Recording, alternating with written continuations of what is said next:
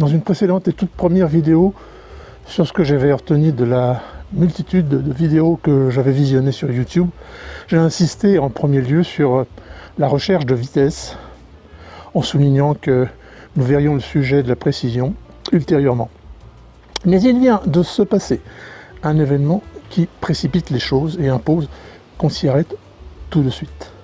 La brillante victoire, avec une large avance, du petit gaucher américain Brian Harman à l'Open qui se déroulait à Hoylake, près de Liverpool.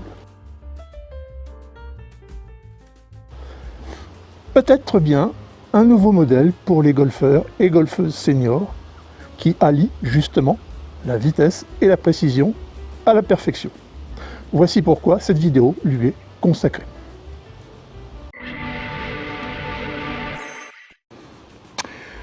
Le vainqueur du dernier majeur de l'année en Angleterre à Hoylake, de la plus brillante façon, en dépit d'une météo peu clémente, sur le dernier tour, c'est Brian Harman, 36 ans. Le champion 2023 possède un swing régulier et rapide, et sa précision, aussi bien dans les coups au green, le petit jeu, et c'est très important au putting, lui a permis de dominer le sujet de la tête et des épaules. Malgré un gabarit tout sauf impressionnant. 1m70 pour 68 kg, on est très loin des baraques de muscles qui nous étaient annoncées par de très nombreux spécialistes comme les nouveaux modèles de joueurs devant pratiquer un nouveau standard du golf professionnel. Taper fort et très loin le plus possible et gérer ensuite, notamment si la balle est partie dans le rough, dans les châchis, dans le foin. Les chiffres du vainqueur durant cet Open 2023. Alors, une distance moyenne au drive bien inférieure à celle des plus gros frappeurs, quand même aux alentours de 260 mètres, avec une vitesse moyenne de la tête de club de 109 miles par heure. Pas parmi les plus rapides non plus, mais sur le tour de la PGA en général, sa précision au drive le place à la 8e position. Il a été le 11e joueur du champ de ce tournoi en nombre de fairways touchés au fil des 4 tours, dont un dernier 18 trous dans des conditions météo déplorables. Il s'est inséré dans le quart supérieur des joueurs pour la précision des chips et des approches, à moins de 100 mètres des greens. Il n'a visité que 3 bunkers sur 4 jours, alors que le parcours du Royal Liverpool GC en comporte 82. Il a donc évité sur 4 jours 325 bunkers. Son nombre de putts, selon le site en ligne golfplanet.com, 105 putts en 72 trous, soit à peine plus de 26 par tour, le plus bas total de putts sur 4 tours en 20 ans d'histoire récente de l'Open.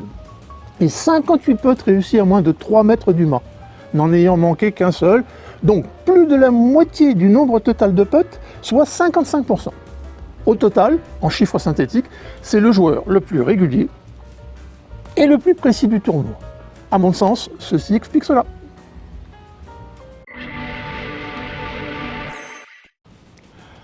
Or, voilà que cet inattendu renversement de tendance va tout à fait dans le sens de ce que les seniors que nous sommes peuvent attendre, à savoir pouvoir parfaitement bien jouer, sans pour autant s'obliger à des efforts irréalistes pour gagner de la puissance, de la force, de la carrure physique. Bien au contraire, en faisant tout pour affûter le petit jeu, notamment le putting, mais aussi les coups d'approche au green, ce que nous pouvons tous encore faire à un âge confirmé.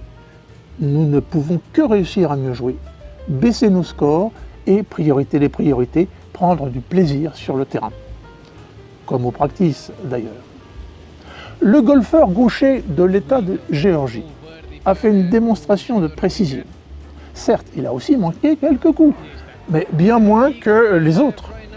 Et ses putts m'ont personnellement marqué, et su durant les 4 jours de l'épreuve. Petite remarque qui selon moi a une grande importance, Brian est un passionné de chasse à l'arc. La pratique du tir à l'arc aurait peut-être là quelque chose à voir avec sa capacité à particulièrement bien putter et jouer avec précision. Un point dont nous reparlerons dans une future vidéo. Avec Harman, on est loin d'un feu de paille, comme celui qu'avait allumé le jeune amateur sud-africain Christo Lamprecht, avec ses 2,07 m et ses drives envoyés à l'autre bout de la planète. Il n'a évidemment pas tenu la distance après avoir connu pas mal de réussites, il faut le reconnaître, au putting le premier jour, pendant que Brian Harman construisait calmement son succès en s'appliquant sur chacun de ses putts et chacune de ses approches.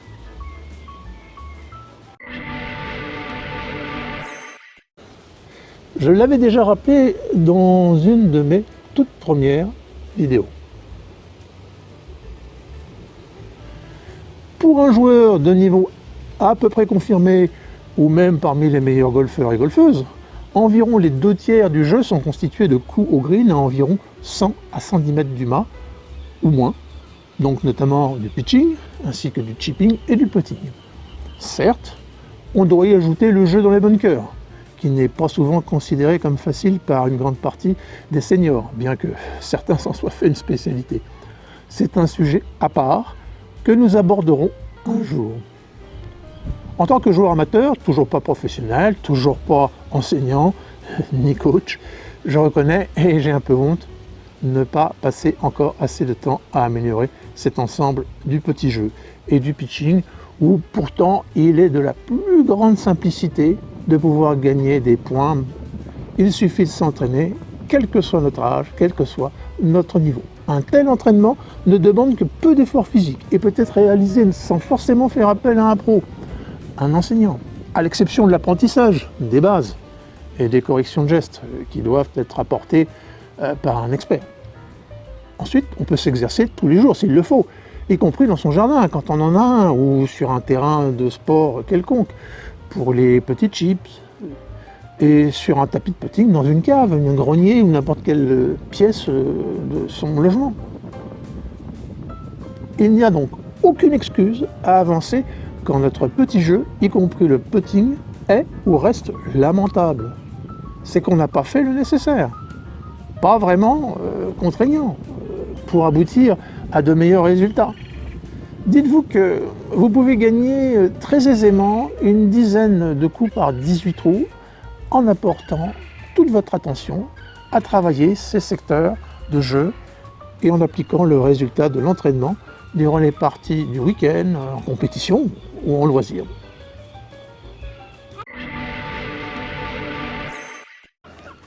Une fois, si je peux dire, le sujet du petit jeu réglé, et toujours indépendamment du sujet des bunkers de green ou de fairway, l'objectif reste le même, et le restera en 2 points.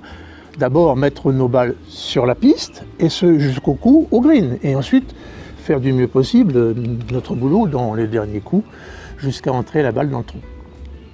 Si l'on ne parvient pas à prendre un green de certains par 4 en 2 coups, il reste toujours l'espoir de faire approche-putt au 3e et au 4e coup rentrer le putt. Petite digression amusante, ainsi que le rappelle avec astuce le clubmaker français André Taon dans une de ses vidéos, voir le lien ci-dessous en commentaire. Lors d'un Masters à Augusta, Bernard Langer, 60 ans bien sonné, joue aux côtés de Bryson DeChambeau, ce phénomène capable de catapulter des balles à des distances exceptionnelles. On est sur un par 4, Bryson drive le green, Bernard ne peut faire mieux que de driver jusqu'à environ 70 mètres du green, DeChambeau prend 3 putts pour le par, et Langer fait approche putt pour birdie. On en tirera la leçon qu'on voudra. Donc, pour nos préoccupations de joueurs de 50 ans passés et volontiers nettement dépassés, il s'agira bien de nous approcher du green du mieux possible, et même s'il le faut, en 3 coups, quand des plus jeunes le feront en 2, en 4 coups au lieu de 3, et puis de rentrer le putt. Pour le par, ce sera déjà très très bien. Et parfois un birdie. Et si on fait plus souvent un bogey qu'un par, eh bien, cela aura quand même toutes les chances de nous satisfaire. Récemment, un golfeur de 75 ans remerciait un coach sur YouTube pour lui avoir permis de jouer son âge, grâce à des conseils de petits jeux. Je n'ai pas encore tout à fait cet âge, mais je serais très heureux de jouer un tour de golf, par exemple, en 76, quand j'aurai atteint, si Dieu le veut, 76 ans.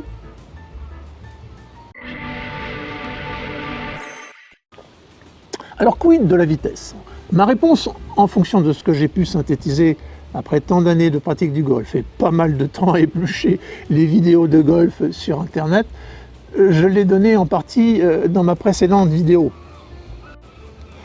Il faut oublier la notion de puissance ou de force et la remplacer par la notion de vitesse. Vitesse au bon moment, évidemment.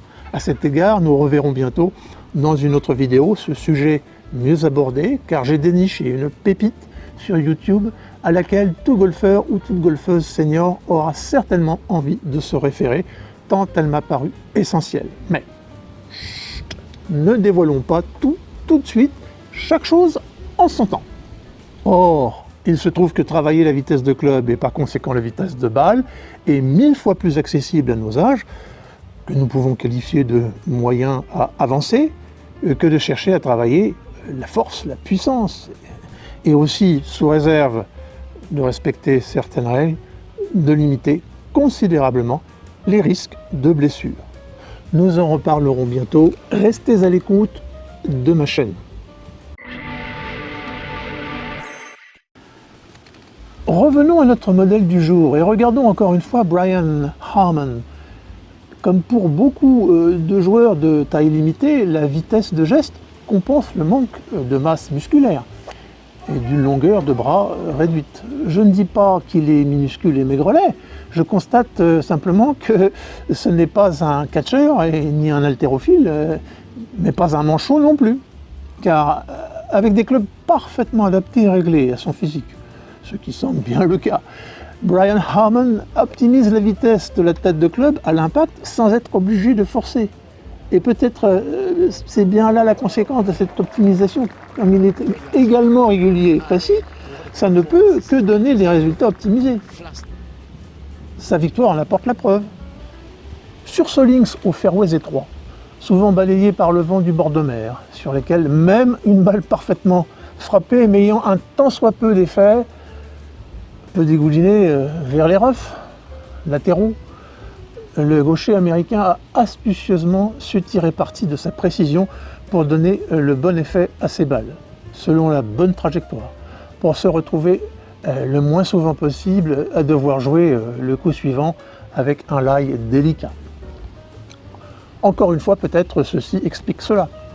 Donc, il reste aux amateurs de golf de week-end ou de semaine, pour les retraités, à tenter d'appliquer ce deuxième grand principe. Travailler la vitesse de nos balles sur les grands coups, tout en conservant une certaine maîtrise de leur trajectoire. Ce que je tenterai de survoler avec vous une prochaine fois à travers, une fois encore, des vidéos techniques glanées ici et là sur YouTube et des exercices en conséquence adaptés aux seniors que j'aurai modestement essayé d'appliquer. A bientôt donc pour un prochain rendez-vous. En attendant, laissez s'imprégner votre esprit d'un modèle de golf à suivre quand on est senior, en vous délectant des coups de ce désormais grand champion et Brian Harman.